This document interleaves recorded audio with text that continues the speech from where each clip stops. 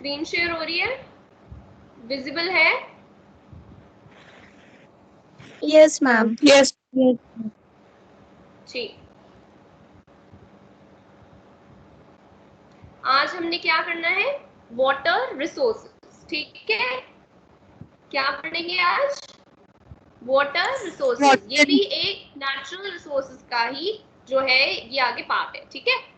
So water resources are sources of water that are useful or potentially useful to humans. Uses of water include agricultural, industrial, household, recreational and environmental activities. Virtually all of these human uses require fresh water. ठीक है, ये सारी चीजें जो करने के लिए हमें कौन सा पानी चाहिए होता है, फ्रेश वाटर चाहिए होता है, ठीक है। 97% of water on the earth is salt water, leaving only 3% as fresh water, of which slightly over 2/3 is frozen in glaciers and polar ice caps. Total कितना है, 97% जो वाटर है हमारा वो क्या है, सॉल्टी वाटर है, सलाइन वाटर है, ठीक है, उसमें सॉल्ट प्रेजेंट होता है। और हमारा सिर्फ 3% ऐसा पानी है जो कि फ्रेश है, जिसको हम यूज कर सकते हैं, ठीक है। अपने हाउस होल्ड काम में यूज कर सकते हैं, एग्रीकल्चर में यूज होता है, हर कोई एक्टिविटी जो ह्यूमंस परफॉर्म करते हैं उसमें हमारा फ्रेश वाटर जो है वो यूज होता है। और जिसमें से 2/3 ऑफ द फ्रेश वाटर जो है वो हमारा क्या है, ग्लेशियर्स और आइस कैप्स के अंदर है, ठीक है। क्या होते हैं ग्लेशियर्स,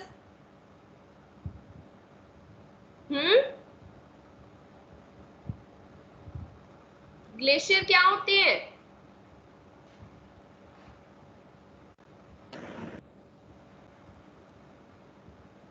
बच्चे मेरी आवाज आ रही है आपको? मैम जिनमें मैम बर्फ प्रेजेंट होती है वाटर की फॉर्म में। वाटर की फॉर्म में नहीं, वाटर फ्रोजन होता है, वो होता है ग्लेशियर्स, ठीक है। Okay, the remaining unfrozen fresh water is mainly found as groundwater with only a small fraction present above the ground or in the air. और जो बाकी का है वो हमारा अनफ्रोजन है, जो हमारा फ्रेश वाटर है, जिसमें हमारा अंडरग्राउंड वाटर आ जाता है, कुछ अमाउंट जो है उसकी एयर में प्रेजेंट होगी, कुछ अमाउंट ऑफ वाटर जो है हमारा अंडरग्राउंड होता है, पानी ग्राउंड के नीचे होता है, ठीक है, क्लियर। कुछ हमारा ग्राउंड लेवल पे होता है। एयर में कैसे होगा, एयर में कैसे होता है पानी, बताओ? मॉइस्चर की फॉर्म में। किसकी फॉर्म में? Ma'am moisture. मॉइस्चर की फॉर्म में। और रेन आती है, क्लाउड्स बनते हैं, वाटर से बनते हैं ना क्लाउड्स। ये सारा क्या है, हमारा फ्रेश वाटर होता है। देन इज योर हाइड्रोलिक और हाइड्रोलॉजिकल साइकिल। अगर आपको क्वेश्चन आता है हाइड्रोलिक साइकिल या फिर हाइड्रोलॉजिकल साइकिल या फिर वाटर साइकिल, तीनों का मतलब रजे सेम होता है, ठीक है। कंफ्यूज नहीं हो जाना कि हाइड्रोलिक आ गया है तो क्या कौन सा साइकिल पूछ लिया, एक ही चीज को बोला गया है, उसके डिफरेंट नेम है, वाटर साइकिल बोल लो, चाहे हाइड्रोलिक साइकिल बोल लो, चाहे हाइड्रोलॉजिकल साइकिल बोल लो, ठीक है, clear. So water can occur in 3 physical phases. 3 तरह में water present होता है हमारी 3 phases में, ठीक है, 3 forms में present होता है, solid, liquid and gas. So the hydrological cycle, also known as the water cycle, is one of the cycle which forms the fundamental concept in hydrology. Hydrological cycle was defined by the National Research Council 1982, NRC, that is National Research Council. किसने दिया है ये, define किसने किया है hydrological cycle, बताओ? National research national research council ने, ठीक है।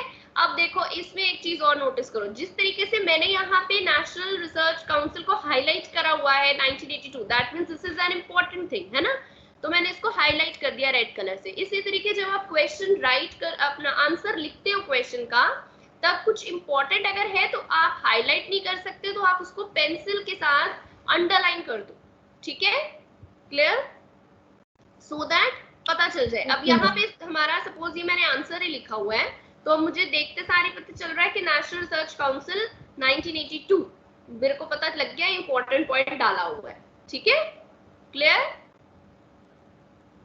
Okay, yes ma'am. सोना नहीं है। So, hydrological cycle was defined by the National Research Council 1982 as the pathway of water as it moves in its various phases to the atmosphere, to the earth, over and through the land, to the ocean and back to the atmosphere. क्या है, एक वे है जिस तरीके से water move करता है। कैसे कैसे मूव करेगा, अलग अलग फेजेस में मूव करता है, एटमॉस्फेयर से चलता है, फिर अर्थ के ऊपर, फिर उसके बाद लैंड के ऊपर आ जाएगा, ओशंस में कन्वर्ट होता है, फिर उसके बाद एटमॉस्फेयर में चला जाता है। So this cycle has no beginning or end and water is present in all the three states, that is solid, liquid and gas, ठीक है, तीनों स्टेट्स में प्रेजेंट होता है। क्लियर हुआ, वाटर साइकिल क्लियर है?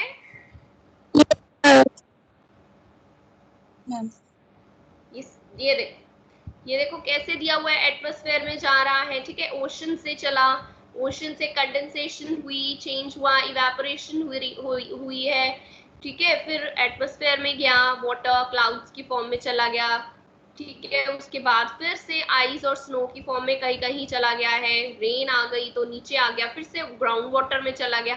इस तरीके से साइकिल जो है वो चलता रहता है, ठीक है, वाटर का। सी दिख रहा है, ये वाटर है, इवेपोरेट हो गया, क्लाउड्स में गया, इवेपोरेट होके ऊपर गया, उसकी कंडेंसेशन हुई, ठीक है, देन फिर प्रेसिपिटेशन हुई, फिर वो मेल्ट होके नीचे को आ गया, बारिश हुई, फिर उसके बाद फिर स्नो भी बन गई कई जगह पे रन ऑफ हो गया, ठीक है, क्लियर हुआ। इस तरीके से साइकिल जो है हमारा चलता रहता है। क्लियर हुआ है सेकंड सेम? Yes, ma'am.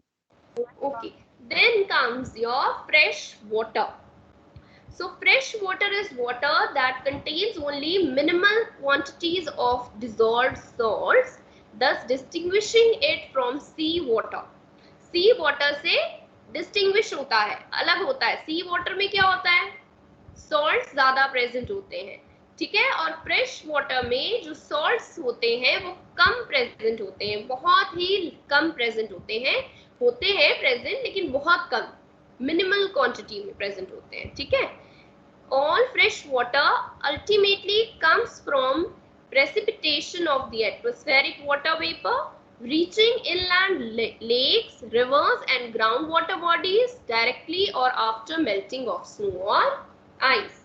कैसे पहुंचेगा, फ्रेश वाटर जो होता है वो प्रेसिपिटेशन के थ्रू एटमॉस्फेयर में वेपर्स बनते हैं, फिर उसके बाद लेक्स में जाता है, रिवर्स में जाता है, ग्राउंड वाटर बॉडीज हो गई हमारी डायरेक्टली, अंडरग्राउंड वाटर में अंडरग्राउंड चला जाता है, ठीक है, एंड देन स्नो भी मेल्ट होती है तो भी हमें फ्रेश वाटर मिलता है, ठीक है।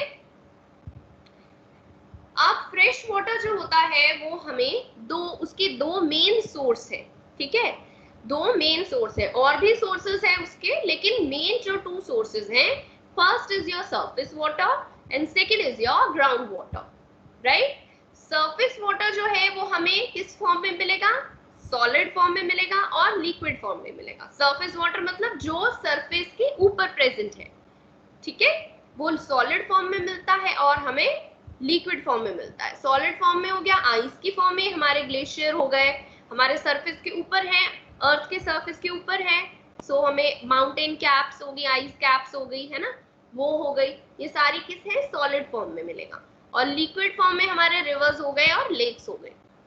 ग्राउंड वाटर हमें जो मिलता है वो हमें रॉक्स के क्रिवाइसिस में से मिलता है। किस में से मिलता है? जो दरारें होती है ना रॉक्स के अंदर, छोटी छोटी पतली पतली नैरो नैरो दरारें जो आती हैं उसके अंदर, उनमें से जो पानी आता है that is your ground water. Then below the ground surface जो हमारा अंडरग्राउंड वाटर होता है वो हमारा क्या होता है? ग्राउंड वाटर होता है। क्लियर? ओके। Yes ma'am. आज का टॉपिक तो बहुत इजी है, ये तो आपको मालूम ही होगा, है ना? Now uses of fresh water. अब कहाँ यूज होता है? एग्रीकल्चर में यूज होता है। So it is estimated that 69% of world wide water use is for irrigation. 69% पानी कहाँ यूज होता है हमारा? इरिगेशन में होता है। एग्रीकल्चर में हम फ्रेश वाटर जो है वो यूज करते हैं, ठीक है? ड्रिंकिंग में तो हम करते ही हैं fresh water. Then is industrial. So it is estimated that 22% of worldwide water use is industrial. Major industrial uses include power plants, which use water for cooling or as a power source.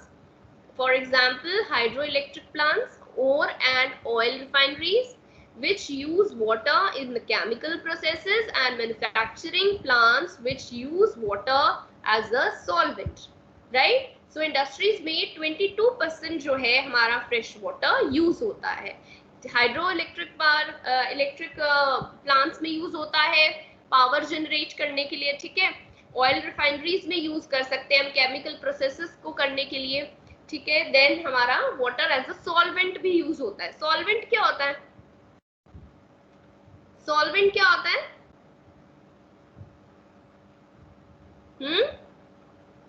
नाम solution. Solution, water as a ma'am solvent उसने solution बोला के है। अंदर जो solvent क्या present होता है? मैम, हाँ? मैम सॉल्यूशन में जो हम मिक्स करते हैं मैम उसे सॉल्वेंट बोलते हैं। अच्छा, कुछ भी मिक्स कर दूंगी वो सॉल्वेंट हो जाएगा? No ma'am. मैम जैसे फिर कि मैम जैसे कि दूध होता है मैम, दूध के अंदर हम चीनी मिलाते हैं तो चीनी मैम सॉल्वेंट हो? हम जो मिल्क होता है मैम वो सॉल्वेंट होता है, और जो चीनी होती है मैम वो सल्यूट होता है। सॉल्वेंट क्या होता है? बेसिकली होता क्या है सॉल्वेंट? जब हमें कोई रिएक्शन करने के लिए कोई चीज जब हमें कोई रिएक्शन करना है, सपोज कुछ भी करना है, उसको फास्ट करने के लिए जो चीज को डालते हैं दैट इज द सॉल्वेंट। कुछ भी डालते हैं वो जो उस रिएक्शन को फास्ट करती है उसको बोलते हैं सॉल्वेंट, राइट? वो कोई भी चीज हो सकती है, कोई भी सोल्यूशन हो सकता है, कोई भी पाउडर फॉर्म में हो सकता है, कोई भी फॉर्म में हो सकता है, जो किसी रिएक्शन को फास्ट करती है उस चीज को बोलते हैं solvent, right? Okay. Then is house hold use के लिए भी हमारा जो है फ्रेश वाटर यूज होता है। 8% एस्टिमेशन जो है उसकी लगाई गई है कि हमारा हाउस होल्ड के लिए फ्रेश वाटर यूज होता है। इसमें हमारा ड्रिंकिंग वाटर आता है, बेदिंग के लिए आता है, कुकिंग के लिए, सैनिटेशन के लिए एंड गार्डनिंग के लिए। Then is recreation.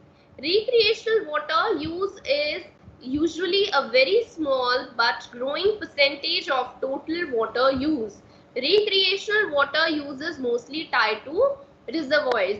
Recreational water use किसके साथ related है? Reservoirs के साथ, जहाँ पे water store होता है, ठीक है?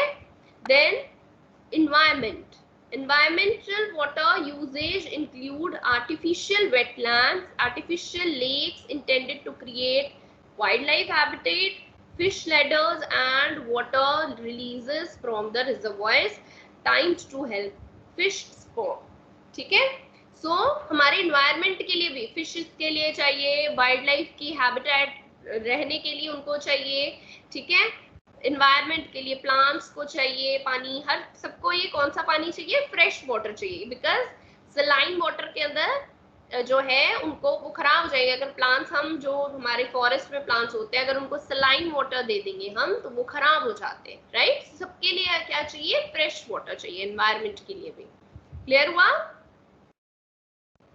Then is the water stress.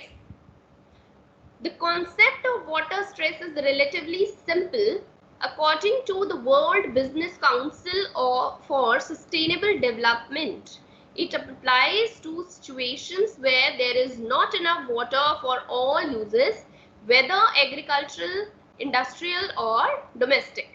Water stress क्या होता है? जहां पे जो वाटर है वो कम हो जाता है, राइट? हमारे पास इतना पानी नहीं बचता है कि हम अपने एग्रीकल्चरल, इंडस्ट्रीज और डोमेस्टिक यूजेस के लिए उसको यूज करें, हमारे पास इतना पानी अवेलेबल नहीं होता है, उसको क्या बोलोगे आप? Water stress. Scarcity of water जो होती है उसको हम क्या बोलते हैं? वाटर स्ट्रेस बोलते हैं। Clear? Clear or not? Yes, ma'am. Yes, ma'am. Then what are the various reasons for water stress? So population growth, अगर ज्यादा population बढ़ती जाएगी उतना ही ज्यादा लोगों को पानी की जरूरत पड़ेगी और उससे क्या हो जाएगा? हमारा scarcity of water हो जाएगा, right? Then expansion of business activities, अगर बहुत ज्यादा बिजनेस करते जाएंगे लोग, उसमें पानी ज्यादा यूटिलाइज करेंगे तो ऑब्वियस है पानी खत्म हो जाएगा। देन रैपिड अर्बनाइजेशन, अगेन अगर अर्बनाइजेशन करनी है तो उसमें क्या होगा? अर्बनाइजेशन अगर करनी पड़ती है तो ऑब्वियसली आपको फॉरेस्ट कट करने पड़ेंगे। जितनी ज्यादा अर्बनाइजेशन होती जाएगी, आपकी एग्रीकल्चरल लैंड्स कम होती जाएंगी, डिफॉरेस्टेशन होती जाएगी, उससे क्या होगा? एनवायरमेंट खराब होगा और जिसकी वजह से हमारा जो वाटर साइकिल है वो भी खराब हो जाएगा और फिर रेन नहीं आएगी, automatically scarcity of water. Then is climatic changes, climatic change होगा और गर्मी ज्यादा है, रेन नहीं आ रही है, बारिश नहीं हो रही है, तो ऑब्वियसली स्कार्सिटी ऑफ वाटर हो जाएगा। Then over utilization in agriculture, अगर हम फालतू का पानी ज्यादा यूज करना शुरू कर देंगे एग्रीकल्चर में, ऐसे ही पानी वेस्टेज करते जाएंगे तो हमारा क्या हो जाएगा? पानी खत्म हो जाएगा। ओके, सो सेव वाटर। आप तो नहीं वेस्ट करते हो?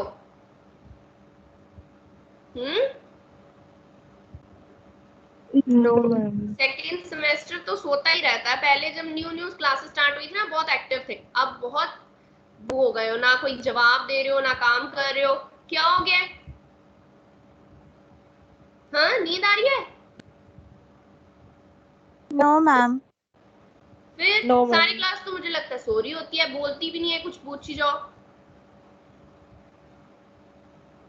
देन इज फ्लड्स, क्या होते हैं फ्लड्स? Ma'am, Bard. Natural बाढ़ disasters. है ना, नेचुरल डिजास्टर, बाढ़। So they occur when there are incessant rains for a number of days, जब बहुत ज्यादा रेन हो जाती है, बहुत दिनों के लिए लगातार बारिश होती है, तब फ्लड्स जो है वो आते हैं। एंड रिवर्स ओवरफ्लो हो जाती हैं, ठीक है, अपने बैंक से ओवरफ्लो हो जाती है रिवर्स, तो क्या होता है? फिर फ्लड आ जाता है, ठीक है। सो और एक और रीजन भी है फ्लड आने का, एक तो डिफॉरेस्टेशन की वजह से फ्लड्स आते हैं। क्यों आते हैं बताओ? पढ़ा है ना आपने? क्यों आते हैं ऐसे? बोलो, बोलना है या नहीं बोलना?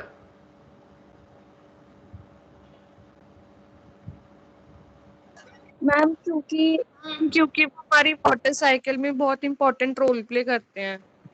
नहीं, फ्लड्स वो तो रोल प्ले करते हैं, लेकिन अगर फ्लड्स आ रहे हैं तो डिफॉरेस्टेशन की वजह से फ्लड्स कैसे आ गए?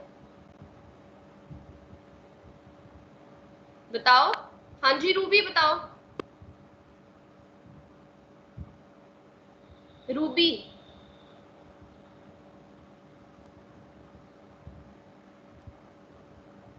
अब ना आप लोगों की क्लास लगवाने वाली हो गई है वैसे मुझे लग रहा है। मनीषा। Yes ma'am. हाँ जी, कैसे बताओ, कैसे आते हैं फ्लड्स? मैम हम ना जो ट्रीज वगैरह है हम उसको कट कर रहे हैं मैम अगर हम ट्रीज वगैरह को कट नहीं करेंगे तो मैम जो वाटर होता है जब बारिश वगैरह होती है तो मैम जो उसके रूट्स होते हैं वहां पे वो इकट्ठा हो जाता है। मैम अगर हम ट्रीज वगैरह कट कर देंगे तो वो इकट्ठा नहीं हो पा रहे हैं। इकट्ठा नहीं, सॉइल को भी होल्ड करके रखता है और सॉइल जो है वो एब्जॉर्ब कर लेती है पानी, ठीक है, इसीलिए फ्लड्स नहीं आते हैं, ठीक है। तो जब पता है तो फिर बोलते क्यों नहीं हो, बताओ, एक एक स्टूडेंट को उठा के पूछूं मैं, जब मैं पूछ रही हूँ सारी क्लास से क्वेश्चन पूछ रही हूँ ना, तो आप लोग क्यों नहीं बोलते हो, खुद पार्टिसिपेट क्यों नहीं करते हो एक्टिवली?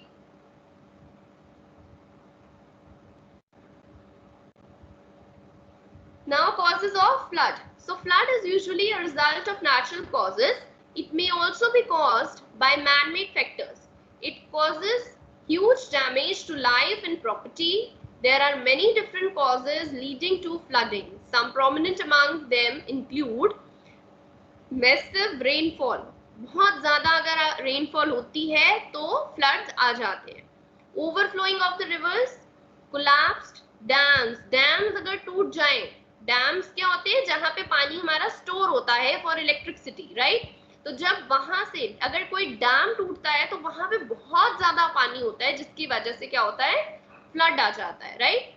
देन स्नो अगर मेल्ट कर रही है, अगर कुछ क्लाइमेटिक चेंजेस हो गए जिसकी वजह से गर्मी बहुत ज्यादा हो गई है और स्नो जो है वो मेल्ट कर रही है, ग्लेशियर्स टूट रहे हैं, तो उससे भी क्या हो जाएगा, वो कहाँ आएगा, पानी तो कहीं आएगा ना, फिर मेल्ट होकर कहाँ जाएगा, ओवर हो जाएगा पानी, तो वो उससे क्या हो जाएगा, फ्लड्स आ जाएंगे।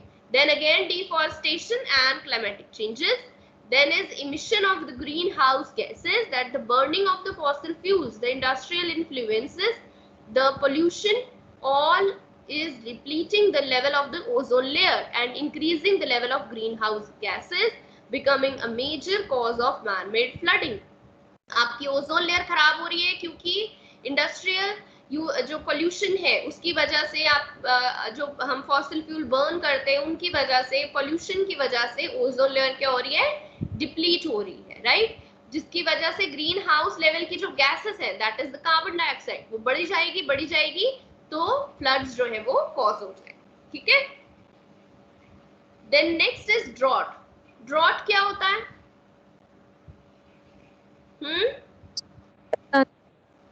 है मैम सूखा पड़ना, सूखा पड़ जाना, क्या होना, मेरे को आवाज नहीं क्लियर आ रही, क्या होना?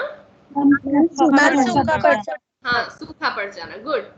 सो ड्रॉट क्या है, जब हमारी जो लैंड है वो ड्राई हो जाती है तो उसके ऊपर उसकी फर्टिलिटी जो है वो जीरो हो जाती है, उसके ऊपर कुछ ग्रो नहीं होता, बारिश नहीं पड़ रही, मॉइस्चर नहीं है उसके अंदर, ठीक है, तो उसको हम बोलते हैं सूखा पड़ गया है, ड्रॉट हो गया है, जिसके ऊपर कोई भी क्रॉप जो है अब हम एग्रीकल्चर एक्टिविटी नहीं कर पाते। So a drought is a period of time when an area और region experiences below normal precipitation. The lack of adequate precipitation, either rain or snow, can cause reduced soil moisture or groundwater, diminished stream flow, crop damage and a general water shortage. So उससे क्या होगा कि rain नहीं आ रही है या तो क्या हो जाएगा, सॉइल का जो मॉइस्चर है वो खत्म हो जाता है, ग्राउंड वाटर खत्म हो जाता है। सो जब अब्जॉर्ब ही नहीं करेगी पानी, ऑब्वियस है सॉइल अगर मॉइस्चर अब्जॉर्ब नहीं कर रही है, पानी ही नहीं है, तो ग्राउंड वाटर तो खत्म होएगा ही होएगा, क्लियर। सो वहां पे इस तरीके की, जिस तरीके की बैकग्राउंड में आपको लैंड नजर आ रही है क्रैक्स वाली, इस तरीके की लैंड जो है वो हो जाती है।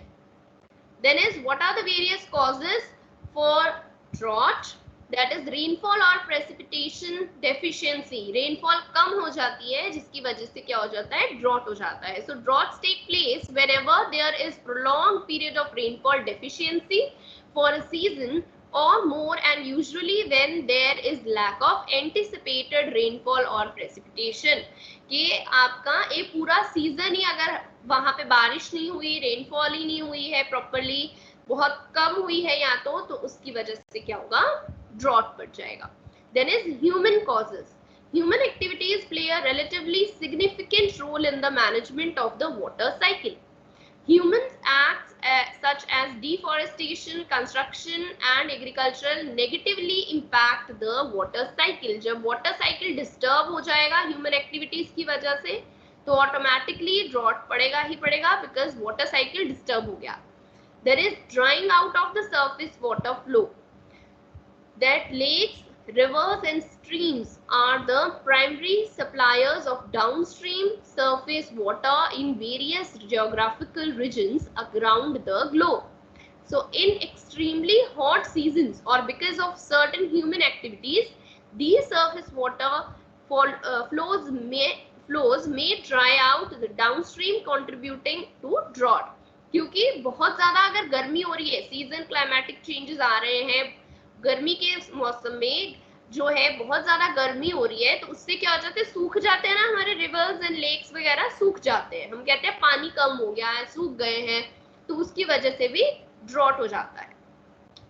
Then is global warming. Human actions have contributed to more and more emissions of the greenhouse gases into the atmosphere, thus resulting in the continued rise of the Earth's average temperature. क्या हो गया है कि global warming की वजह से अर्थ का temperature जो है वो राइज कर गया है, ठीक है.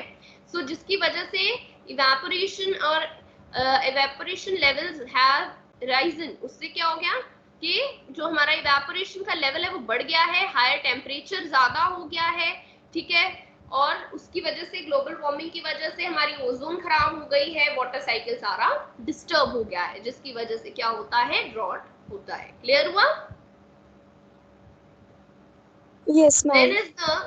Then is the effects of drought.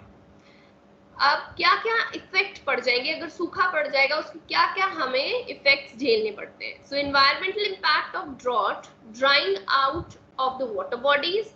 एक तो एनवायरमेंट खराब हो जाएगा, ठीक है. दूसरा हमारी वाटर बॉडीज जो है वो सूख जाएंगी, ठीक है. Reduction in the soil quality, पानी नहीं होगा, मॉइस्चर नहीं होगा, सॉइल की क्वालिटी भी खत्म होती जाएगी, उसकी फर्टिलिटी भी खत्म होती जाएगी धीरे धीरे.